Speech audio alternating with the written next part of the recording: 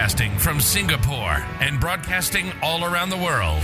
You're listening to the Ignite EdTech Podcast with Craig Kemp, created by an educator for educators and streaming to the world. Now, over to your host, Craig Kemp. Hello and welcome to episode 87 of the Ignite EdTech Podcast.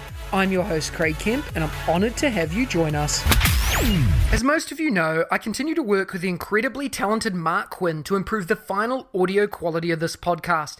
He has his own podcast production studio that provides editing and mastering services to content creators. To connect with Mark, please see the details in the podcast notes below. Last week, I asked you about your plans for your upcoming break. Thank you for your thoughts and ideas. This week, I wanted to ask you about the well-being programs in your school. What initiatives are in place to support well-being? And in particular, I'm interested in digital wellness and citizenship programs to support students in the adult community. I'd love to hear from you. Please share with us via our Ignite EdTech social streams. I look forward to hearing your responses soon. A tool that has positively impacted the authentic and purposeful use of technology into classrooms and meeting rooms that I have worked in is Maker's Empire. Maker's Empire is my 8-year-old daughter's ultimate app, in line with Roblox and Minecraft, of course.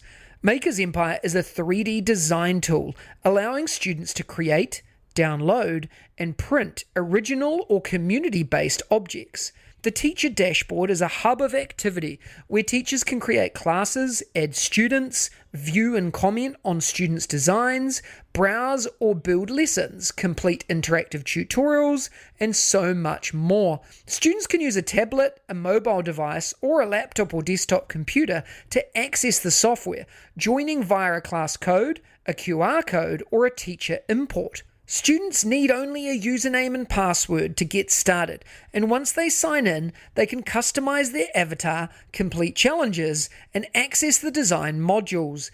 Designs can be as simple as modifying existing characters and working with shapes, or as complex as using blocks to build structures or even entire cities. Teachers looking for a solid approach to bringing the 4 C's, creativity, communication, collaboration, and critical thinking into their classroom will be pleasantly surprised at how well Maker's Empire can help achieve this goal. Promote scientific inquiry by having students design and print a maze to predict and track insect behavior.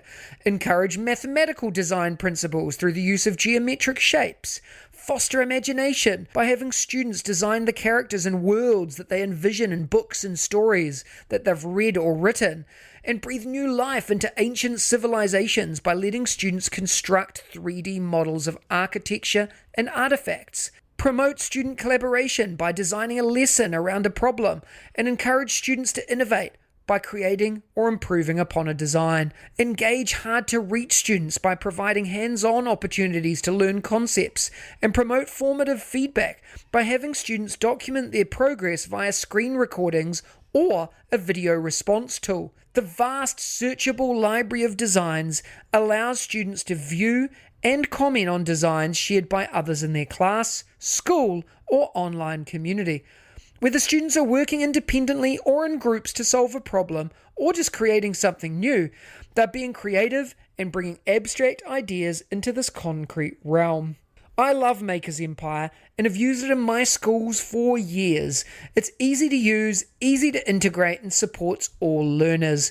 I highly recommend that you take a look at the link in the description below, makersempire.com. Last week, we talked about your upcoming break. If you're interested in learning more, go back and listen to last week's episode. This week, I wanted to talk about well-being and digital well-being in your school. Digital well-being, or digital citizenship for many, is now a critical topic for integration in all levels of school, including supporting teachers and parents in the current and future states of technology and its uses. As I think about digital well-being, the ultimate library of tools, tips, and ideas is common sense media. If you haven't seen it before, check it out. I put the link in the podcast notes below. Digital well-being is a new way of looking and integrating digital citizenship. As we know, learning is where the work is, and we need to be better at integrating messages around digital use to all stakeholders in our schools. Both parents and educators must take the lead and learn how to manage screen time and raise awareness of both the positive and the negative impact of technology use. Together, we need to create a balance between using devices in the classroom and engaging in offline activities. Schools can take charge and teach their students how to build better habits, whether it's by teaching internet etiquette or encouraging parents to set boundaries. As adults, we have two major assumptions. First, we assume that as digital natives, students just get everything instantly, so there's no need to teach them about how to use technology. Secondly, technology comes in many forms, and we tend to lump it all together when we talk about it. In reality, the quality of the tools and devices matter. Using an educational app for 1 hour a day is far more valuable than something that offers just entertainment. Technology might make students more productive if we used it for homework. It can also be addictive though, because it was created that way, so there has to be a limit. Digital well-being is about learning how to spend quality and not quantity of time. The end goal is a healthier relationship with technology that'll serve you and your learners for a lifetime, not just during classroom hours. What are you doing in your schools to share this message and walk the walk and not just talk the talk? I'd love to hear from you and hear more about your school's digital wellbeing program. Please reach out with your ideas and thoughts. Every week, I bring you a short interview with some of my edu heroes, an engaging learning experience with someone who makes a difference in education every day, with a particular focus or angle towards educational technology. This week, I had the pleasure of chatting with April Remfrey. Let's have a listen to the chat. Today, I have the honor of speaking with April Remfrey, who you may know is at Remfrey April on Twitter. April is based in Switzerland, is an experienced international educator and consultant that helps schools on their inclusion journey. April is passionate about helping neurodiverse individuals with disabilities and now works with schools all over the world to build inclusive capacities into their practice. April is a creator on eduspark.world, and her work is popular with schools all over the world. April, it's a pleasure to have you on the show today. Are you ready to talk about education and technology integration? Absolutely. I'm happy to be here. Thanks, Craig.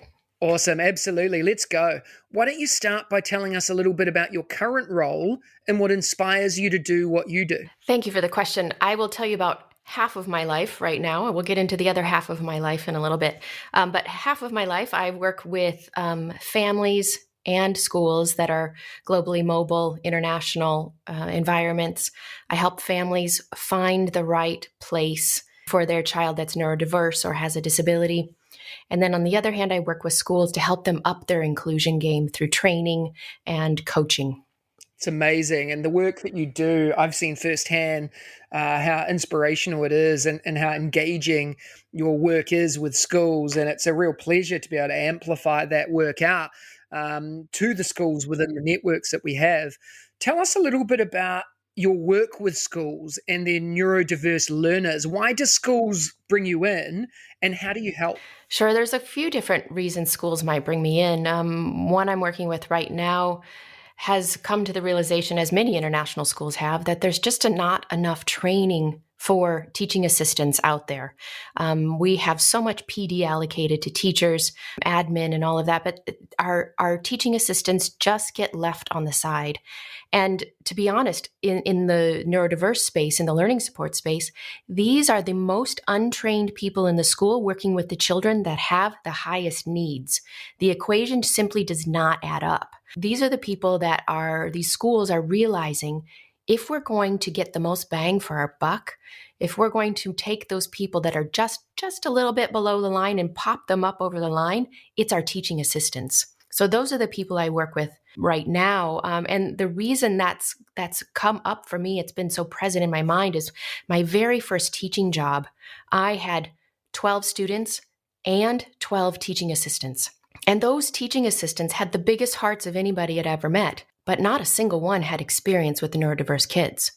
And so it was my job as a 22-year-old, just out of undergrad, to try to train 12 adults who are probably about the age I am now and help work with the students at the same time. So in essence, I had 24 students, right? It was clear to me that teaching assistants are really the backbone of our schools. And if we're leaving them outside of the training bubble, we're missing out. Yeah, absolutely. And I think you've summed it up extremely well there. And, one of the things that I love about your work is that it's so diverse and that you support so many groups and individuals and schools in different contexts. Because, you and I both know, and many of our listeners know, that when you work in the international landscape outside of a specific country, that, we all work within similar spaces, but our contexts are very different. And one of the associations you do a lot of work with is SENIA. Tell us a little bit about this and what SENIA is all about. Yeah, SENIA is an acronym for Special Education Network and Inclusion Association. It was started over 20 years ago in China when schools were even more so isolated and operating on islands. It's getting a bit better, right? But especially in the learning support world, we're very isolated in our roles. We're a very small number of people in a school.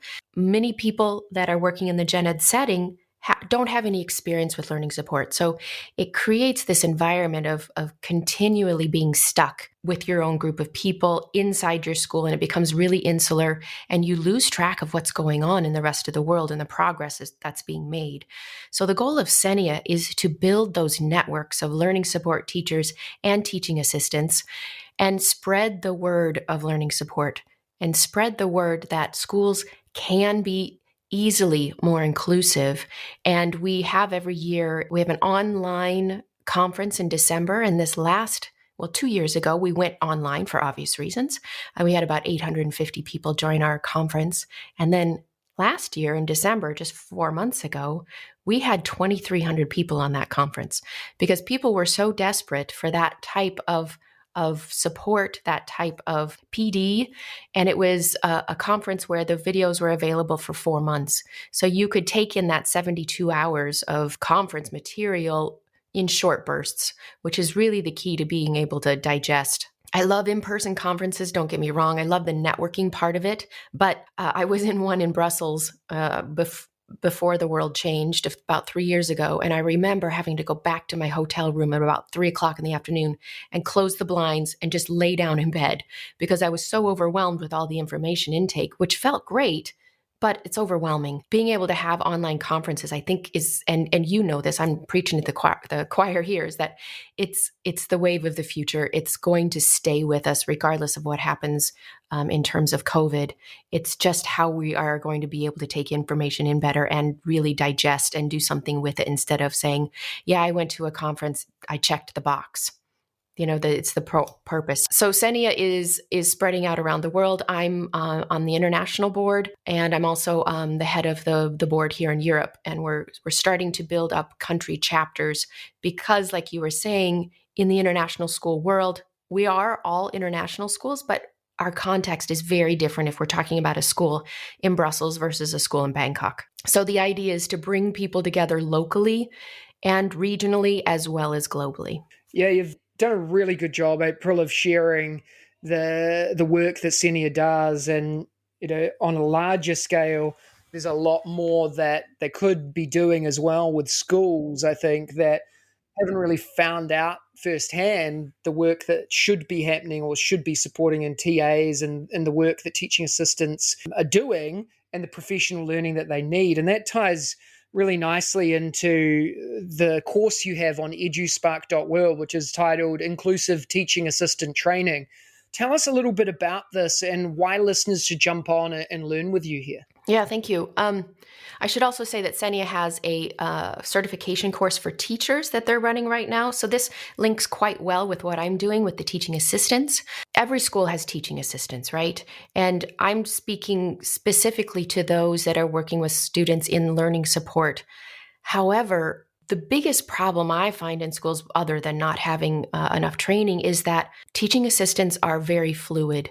And we move them around very quickly based on someone's gone here, we need to pop someone in there, or you need to jump into this classroom for this little bit. They're the most flexible people in the school, I really find. And because of that, we need to make sure that more than just the teaching assistants that work in the learning support department are trained in neurodiversities and how to work with students that fall outside of that general education bubble, because they're going to be thrown into those situations. And we need to make sure that everyone has this general base of knowledge, just like we need our teachers to. We need our teaching assistants to have that same general basis of knowledge. What I do in that class is I start out with some history of where inclusion has come from throughout the years.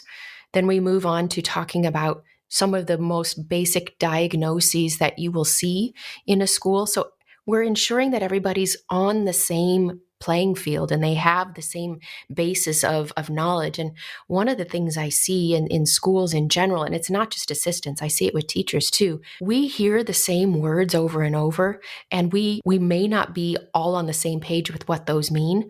And we may not know what they mean at all, but we know we're supposed to know them, so we're afraid to ask, right? We don't want to be embarrassed and feel like, I should have known what that word meant. And in the learning support world, the language and the jargon changes so quickly. And it's my job to help people stay up with what that language is. And it's okay to ask and say, hey, I'm sorry, I don't know what that word is. But people are afraid to ask. So that's why I always make sure we start at a basis level and go from there. So beyond those two foundational modules, we then talk about social skills, how to help students develop friendships, how to be present with a student, but also not Velcroed, the Velcro effect we want to try to get rid of, how to deal with difficult behaviors and so on. Yeah, amazing. And we talked just before we went live with this about the feedback that we're getting from schools about how exciting and engaging this is. And I can't wait for our listeners to jump in and explore as well and really pass this on to the people in their buildings, because it's proving to be extremely impactful and sustainable within schools so that learning can continue wherever or whenever people are on that journey. Now, April, you've talked about so much and what you've done, and you've done an incredible amount of stuff in your career, but what's next? What's your next big goal? What do you want to do or achieve that you haven't yet been able to do? Yeah, so this is the second half of my world that I left out at the beginning. I've joined forces with a group in Thailand that's called Steps Community. I've joined up as their COO, and our goal in the next year, 3, 4, 5 years, is we're going to start building links from schools to businesses for our neurodiverse community and for those with intellectual disabilities.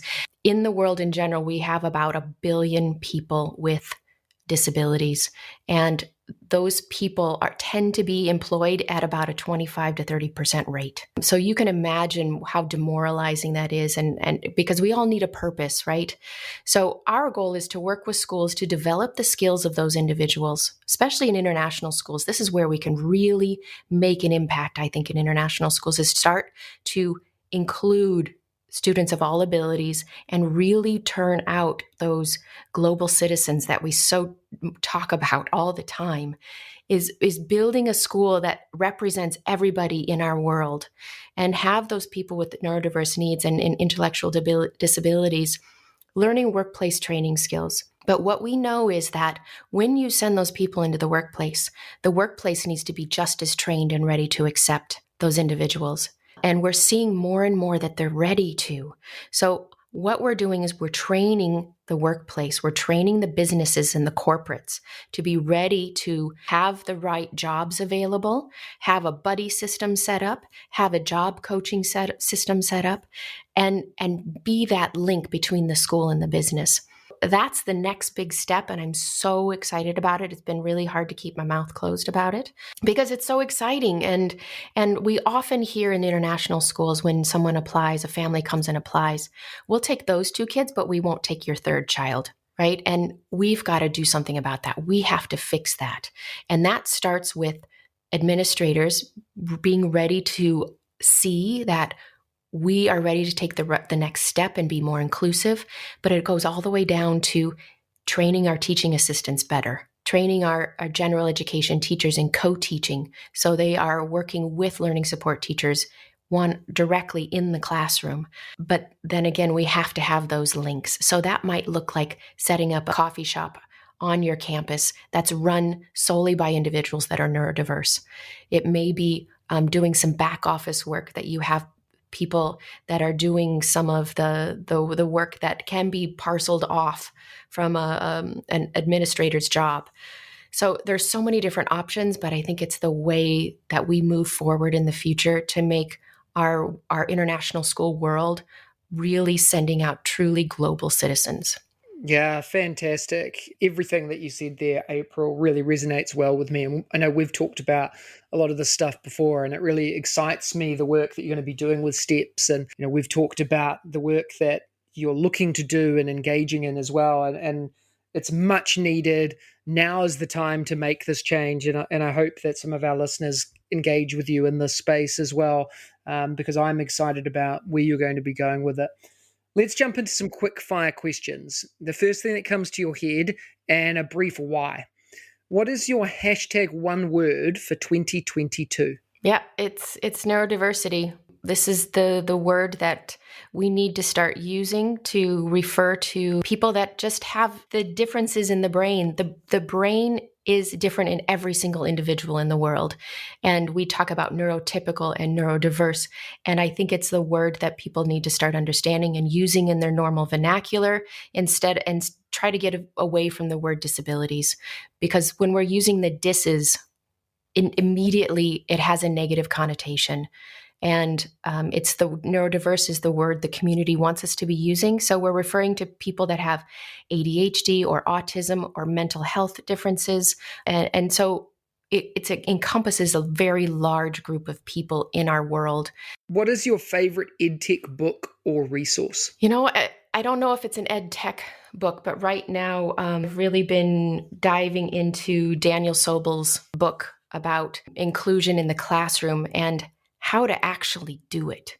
There's so much out there that's about theory, but as a teacher, I'm a doer, and I want to know exactly what people are saying about how you can actually do that. So any book for me that is, give me a chapter on theory, great, but I want the rest of the book to be practical and things that I can put into place the next day. What is your go-to EdTech tool that you use that the listeners need to try?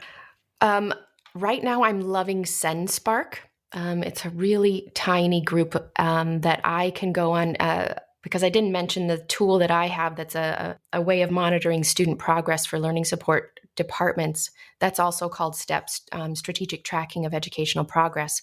But what I can do is the schools that are using that, it overlays my video and audio on top of what I'm working on the page. So someone has a question, I can very quickly make a 30-second video and send it off to them, and they know exactly what to do. Amazing. Make sure that all the links to the things that you've talked about are in the podcast notes as well. What's one daily habit or practice that helps you enjoy, progress, and succeed in your career, April? Well, there's two things that I do that are very simple every day. I walk. And if I can't, I live in Switzerland, and so it's not always so easy to walk outside.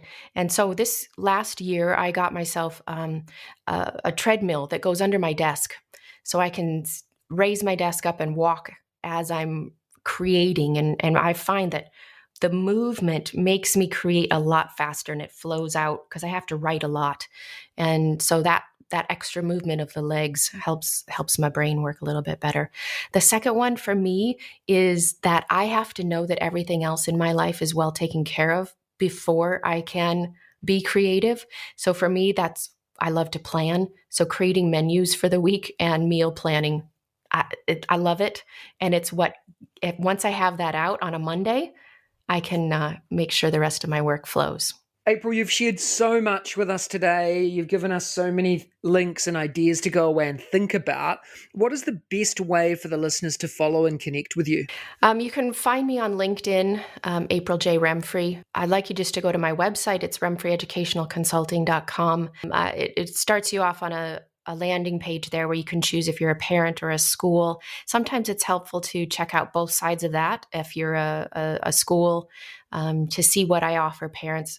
It really makes schools feel good to be able to say to parents, hey, this might be a good resource for you. This could be helpful, especially if you're at capacity as a teacher at school. You can find me on Twitter, like Craig mentioned, and also on Facebook. I have a Remfrey Educational Consulting Facebook page. Awesome. We'll make sure the links to all of these are in the podcast notes below. April, thank you so much for your time today. It's always a pleasure chatting to you, and I'm excited about sharing this out to the world. Thanks so much, Craig. Next week, join me for episode 88 of the Ignite EdTech Podcast, when I'm joined by Andy here. Want to win a prize? Enter now at bit.ly/edtechwin, and we'll regularly announce winners of incredible prizes. If you enjoyed today's episode, please follow us and share the podcast with your PLN and colleagues. Please remember to spend a few minutes to rate this podcast too on your podcast channel of choice, so we can reach even more educators and EdTech enthusiasts globally. Remember, you have the chance to win as well. Check out the links in the description for more, and I'll see you again next week. If you liked today's episode, please don't forget to subscribe so you don't miss another episode. And be in the drawing to win prizes every week. If you know others that would enjoy the show, please hit that share button and brighten their day. Join us again next week for your weekly EdTech hit with @Mr. Kemp NZ. We'll see you again soon.